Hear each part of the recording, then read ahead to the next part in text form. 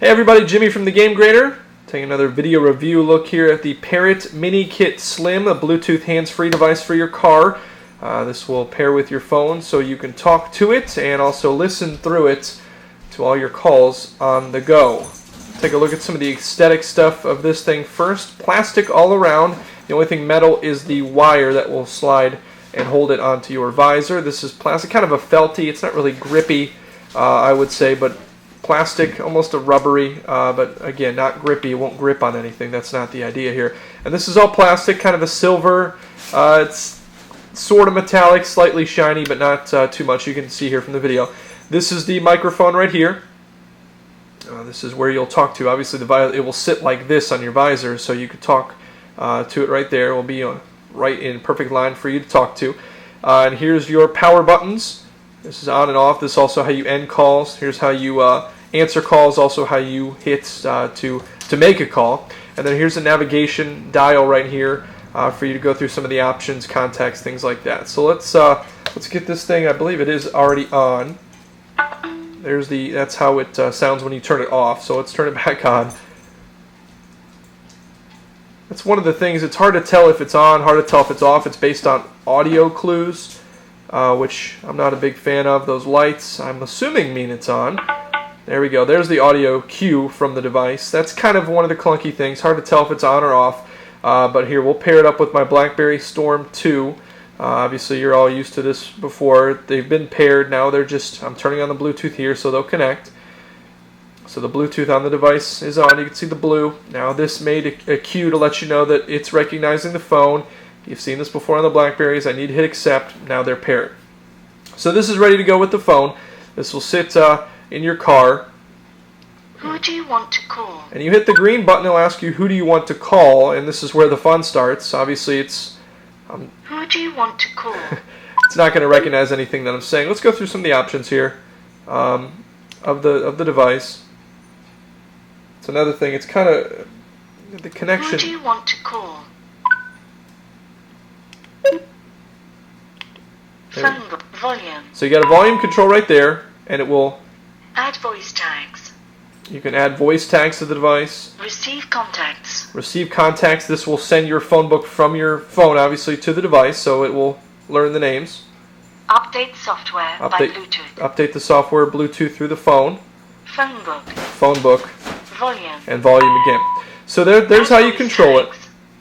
Now let's get down to the business here. This had a lot of trouble with it recognizing some names. Some names that are one-word things like home or boyfriend or things like that. It does fairly well, but if you have a lot of Jims or a lot of Steves or a lot of people with the same last name, it has a little bit of trouble with that, just sort of from I've noticed. My biggest knock on this thing, this microphone isn't very good. Every time that we've used it, it kind of sounds like it's an early Bluetooth. I've had some people tell me that it sounds like an early Bluetooth device, a headset, that they kind of have a little bit of trouble hearing me. And then on my end, especially on the freeway, this does not get loud enough for you to really hear anything.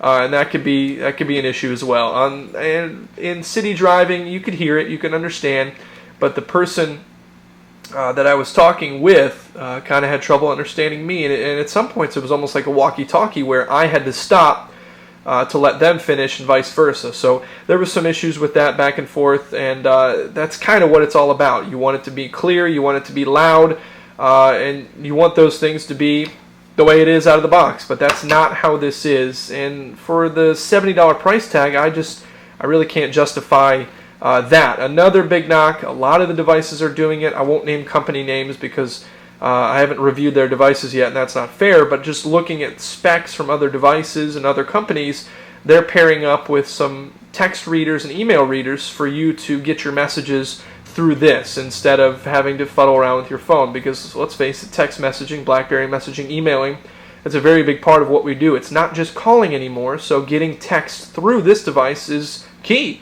and it's not something that this thing does, and that's kind of a disappointment for the device. In the box, you'll get this. You'll get a car charger, which will allow you to plug it up here to the USB that's right there. This traditional little, I believe it's micro USB.